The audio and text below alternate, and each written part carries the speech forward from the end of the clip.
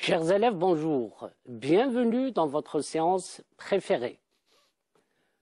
Dans le projet intitulé Débat d'idées, vous avez découvert l'importance du téléphone portable comme moyen de communication usuel et comme outil pouvant servir à l'apprentissage et à la recherche documentaire. Aujourd'hui, en séance d'évaluation certificative, nous allons traiter d'un thème en relation avec le mode de vie de l'être humain sur notre chère planète Terre. Découvrons le texte.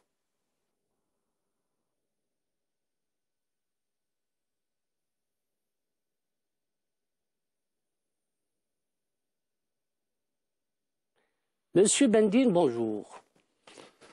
Bonjour, Monsieur Saïzi. Quel questionnaire avons-nous prévu pour cette évaluation certificative? Oui, alors l'épreuve d'aujourd'hui comporte deux parties. Un questionnaire relatif à la compréhension de l'écrit, suivi d'une production écrite. Le questionnaire comporte 10 questions. La première question porte sur la nature et le thème du document. Découvrons ensemble la première question. Compréhension de l'écrit. Première question. A. Ce texte est un extrait, 3 possibilités, d'une revue, d'un ouvrage, d'un article d'encyclopédie. Choisissez la bonne réponse. B. Ce document traite du colonialisme, du réchauffement climatique, de la solidarité et de la barbarie. Choisissez la bonne réponse. Monsieur Saïdi, quels sont les éléments dans le texte qui vont permettre de trouver des réponses? Merci. La question posée porte sur le thème et sur la référence. Découvrons les indices qui vont vous permettre d'apporter des réponses. En effet, les éléments colorés en rouge, la solidarité ou la barbarie. Le terme solidarité et barbarie sont des termes récurrents dans le texte. La source, dossier de l'UNESCO, supplément du courrier de l'UNESCO, février 1975. Ces éléments vont vous permettre d'apporter des réponses à la première question. Monsieur Bendine, quelles sont les réponses proposées pour cette première activité? Alors, pour la première activité, pour la première question, les réponses sont les suivantes. Réponse 1. Petit a. Ce texte est un extrait d'une revue. B. Ce document traite de la solidarité et de la barbarie. Quelle synthèse pouvons-nous proposer? Merci. En effet, la première question pouvant aider le candidat au bac permet toujours la présentation du document et la thématique. Découvrons cette synthèse. Le texte « La solidarité ou la barbarie » est un extrait de la revue Dossier UNESCO dans le supplément du courrier de l'UNESCO, édité en février 1975. Ce document traite du thème de la solidarité et de la barbarie. Monsieur Bendine, quelle autre activité ou quelle autre question allons-nous proposer? Alors, pour la seconde question, elle porte sur la solidarité. Découvrons ensemble cette question.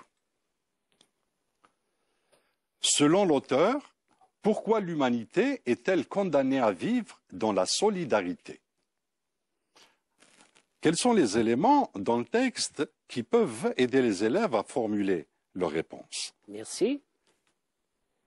Pourquoi l'humanité est-elle condamnée à vivre dans la solidarité, dans l'union, dans la fraternité? Découvrons les propos recueillis dans cette revue de l'UNESCO.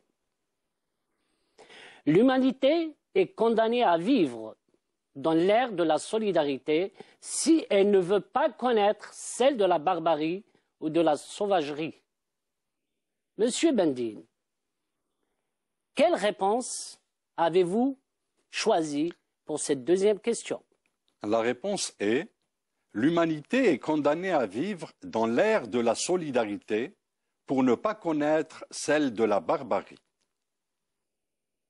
Monsieur Bendine, sur quoi porte la troisième question? La troisième question porte sur la définition du terme solidarité. Voici la question. Relevez 3 définitions du mot solidarité dans le premier paragraphe. Monsieur Saïzi, quels sont les éléments de réponse contenus dans le texte? La question porte sur qu'est-ce que la solidarité? Découvrons la définition proposée par le courrier de l'UNESCO. La solidarité, c'est 3 fois. C'est d'abord, c'est renoncer, c'est abandonner. C'est d'abord l'acceptation des différences, qu'elles soient d'ordre biologique ou le produit de la géographie et de l'histoire. C'est renoncer à toute idée de hiérarchie entre les peuples et les nations. C'est abandonner une fois pour toutes la vision historique de la Grèce et de Rome antique. Monsieur Bendine, quelle réponse avons-nous choisi pour cette troisième question? Alors, à partir du texte, voici les définitions. Les 3 définitions du mot solidarité dans le premier paragraphe se résument à l'acceptation des différences, au renoncement à toute idée de hiérarchie entre les peuples et les nations. C'est aussi l'abandon de la vision impérialiste issue de la Grèce et de la Rome antique. Monsieur Bendine, sur quoi porte la 4e question? Alors, la 4e question porte sur la vision romaine et grecque. Découvrons ensemble cette question. 4. Pourquoi l'auteur qualifie-t-il la vision grecque et romaine d'impérialisme? Justifiez votre réponse. Dans le texte, y a-t-il des éléments qui vont permettre aux élèves de formuler des réponses? Merci. La question posée va nous conduire vers l'Antiquité, vers les Grecs et vers Rome. Comment ces dernières nations, ou ces intellectuels appartenant à ces nations, ont défini les peuples et la classification. Découvrons les réponses. En effet, à partir du texte, toutes les visions historiques, que ce soit celle de Rome ou celle de la Grèce, sont qualifiées d'impérialistes. Pourquoi? Parce qu'il y a eu classification entre les peuples. On parle d'ethnie centrale et de peuples barbares relégués au second plan. Monsieur Bendine, quelles sont les réponses attendues pour cette question? La réponse est la suivante. L'auteur qualifie la vision grecque et romaine d'impérialisme car elle classe les peuples en 2 catégories, dominateurs et dominés, les civilisés, grecs et romains, et les barbares, le peuple étranger. Monsieur Bendine, sur quoi porte la question suivante? La question qui suit porte sur une autre définition du terme solidarité. Découvrons ensemble cette question. 5. La solidarité ne se limite pas à la fraternité et à la diversité. Elle implique d'autres actions. Lesquelles? Quels sont les éléments dans le texte qui vont permettre de retrouver cette définition? Merci. Après avoir défini la solidarité comme étant une fraternité, certains ont jugé que cette définition est totalement, je dirais, philosophique. Quelles sont les actions qu'on doit mettre en œuvre pour faire de la solidarité un idéal de l'humanité? Découvrons les réponses. En effet, la solidarité, ce n'est pas uniquement la fraternité. On doit bâtir à l'échelle mondiale un ordre économique, social et culturel qui va éliminer les égoïsmes nationaux pour permettre à l'homme d'être heureux et de vivre avec son prochain. Monsieur Bendine, quelle est la réponse à cette question? La réponse à la question 5 est la suivante. La solidarité ne se limite pas à la fraternité et à la diversité. Elle implique d'autres actions qui se résument à la mise en place d'un nouvel ordre économique, social et culturel basé sur l'égalité entre les peuples et les nations. Monsieur Bendine, quel est l'objet de la 6e question? Alors, pour la 6e question, elle porte sur les conséquences de cette barbarie. Citez les conséquences fâcheuses de la barbarie. Ce texte contient-il des éléments de réponse? Merci. On a parlé de solidarité, pardon. Ensuite, nous avons la barbarie. Quelles sont les conséquences de cette barbarie? Découvrons les réponses à partir du texte, ou les indices de réponse à partir du texte. Donc, la barbarie, c'est accentuer la terreur, c'est accentuer les inégalités, c'est engendrer des affrontements. Ce n'est que ruine, désolation, c'est-à-dire un enfer. Monsieur Bendine, quelle est la réponse à cette question? Voici la réponse à la question 6. Les conséquences fâcheuses de la barbarie se résument à la terreur, à l'accentuation des inégalités, aux guerres destructrices ne laissant que cadavres, ruines, souffrances et misère. Passons maintenant à la question 7. Classez les mots et expressions suivants selon qu'ils indiquent petit a, les vertus de la solidarité, b, les dérives de la solidarité. Voici les mots.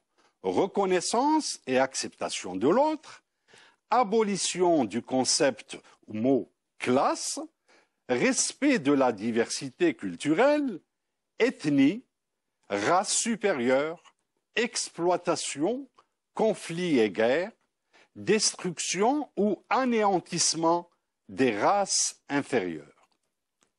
Quelle est la réponse à la 7e question, M. Saïzi? Très bien. La question porte sur les vertus, ça veut dire les qualités, et sur les défauts ou les dérives de la barbarie. Découvrons ces réponses. Les vertus de la solidarité se résument à la reconnaissance et à l'acceptation de l'autre, à l'abolition du concept classe, au respect de la diversité culturelle. Les dérives fâcheuses de la barbarie sont l'ethnie, la race supérieure, l'exploitation, les conflits, les guerres, la destruction ou l'anéantissement des races inférieures. Monsieur Bendine, sur quoi porte la prochaine question? Alors, la 8e question est la suivante. 8. La solidarité a pour but de bâtir un ordre économique, social et culturel nouveau qui transcende les égoïsmes nationaux. Le mot souligné signifie renforce, dépasse, met en valeur. Voici la réponse. Le mot souligné signifie dépasse. La solidarité a pour but de bâtir un ordre économique, social et culturel nouveau qui dépasse les égoïsmes nationaux. Monsieur Bendine, après avoir énuméré une question portant sur le lexique au niveau de cette évaluation certificative, sur quoi porte la 9e question? Alors la question 9 est la suivante. Dans le dernier paragraphe, l'auteur considère que la barbarie est la seule solution efficace contre les inégalités. L'auteur considère que l'alternative de la barbarie est une crainte qui plane sur le devenir humain. Enfin, l'auteur affirme que la barbarie est un moyen d'enracinement de l'égalité et de la fraternité. Recopiez la bonne réponse. Monsieur Saïdi, le texte contient-il des éléments de réponse? Très bien. Donc, après avoir énuméré les vertus, les défauts de la barbarie, l'auteur va s'interroger sur le devenir humain, découvrant les réponses ou les indices de réponse contenus dans le texte par rapport à la question posée. En effet, il est à craindre que l'autre terme de l'alternative soit en définitive la barbarie. L'auteur a donc peur que la barbarie soit une solution. Monsieur Bendine, dans le même ordre d'idées, quelle est la réponse attendue? La réponse est la suivante. Dans le dernier paragraphe, l'auteur considère que l'alternative de la barbarie est une crainte qui plane sur le devenir humain. Voici la 10e et la dernière question. À travers le texte, l'auteur incite les humains à bâtir un monde juste où la paix et le bonheur constitueront les fondements de la société humaine. Deuxième possibilité, à creuser un fossé entre les peuples pour valoriser les races supérieures et avilir les peuples sauvages ou barbares. Troisième possibilité, à faire de la solidarité une arme efficace permettant à l'humanité de vivre dans un havre de paix et d'égalité. Recopiez les 2 bonnes réponses. Les réponses sont: à travers le texte, l'auteur incite les humains à bâtir un monde juste où la paix et le bonheur constitueront les fondements de la société humaine et à faire de la solidarité une arme efficace permettant à l'humanité de vivre dans un havre de paix et d'égalité. Monsieur Bendine, après avoir travaillé la visée communicative du texte, sur quoi porte le travail d'écriture? Alors, pour le travail écrit, nous proposons 2 sujets. Un sujet sur le compte-rendu et enfin un sujet qui porte sur un texte argumentatif. Découvrons ces sujets.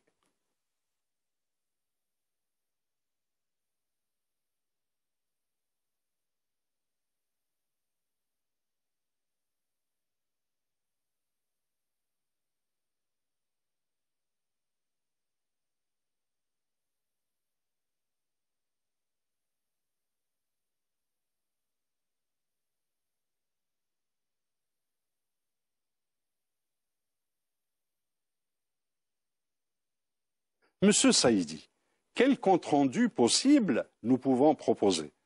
Merci. Comme vous l'avez constaté, la production écrite au niveau du baccalauréat porte sur 2 sujets. 2 sujets au choix. Soit le compte-rendu, soit la dissertation. Pour la dissertation, la séance qui va suivre sera une réponse à la question. Mais pour le compte-rendu, toutes les questions prévues donc, nous aident à faire ce compte-rendu, découvrant ce compte-rendu possible. Le texte, la solidarité ou la barbarie, nous avons des guillemets, on peut mettre intitulé, est un extrait de la revue Dossier UNESCO, supplément du courrier de l'UNESCO, édité en février 1975. Ce document traite du thème de la solidarité et de la barbarie. Le journaliste affirme que l'humanité est condamnée à vivre dans l'ère de la solidarité pour ne pas sombrer dans celle de la barbarie. L'énonciateur définit cette solidarité comme l'acceptation des différences, le renoncement à toute idée de hiérarchie entre les peuples et les nations. Il insiste aussi sur l'abandon de la vision impérialiste issue de la Grèce et de la Rome antique qui classe les peuples en deux catégories, les civilisés et les barbares. Le rédacteur ajoute que l'acceptation des différences toute seule ne suffit pas à éradiquer le spectre de la misère et de la pauvreté. Elle exige d'autres actions, telles que la mise en place d'un ordre économique, social et culturel permettant à toutes les nations, sans distinction de race et de couleur, de vivre en harmonie, rassasiées sans réfléchir au trépas, à la mort, résultant des guerres et des conflits dévastateurs. Le scripteur met en exergue la nature de ce nouveau principe qui a pour finalité d'enterrer les égoïsmes régionaux et d'enraciner à jamais l'amour de son prochain. L'auteur considère enfin que l'alternative de la barbarie, de la sauvagerie, constitue une crainte, une menace qui plane sur le devenir humain. Il explicite ce danger par une extermination de tout ce que l'homme a bâti comme culture humaniste depuis des siècles. À travers le texte, la solidarité ou la barbarie, le rédacteur de l'article incite les humains à bâtir un monde juste où la paix et le bonheur constitueront les fondements et les semences de la société humaine et à faire de la solidarité une arme efficace permettant à l'humanité de vivre dans un havre de paix et d'égalité. Nous vous disons au revoir et à la prochaine séance. Au revoir.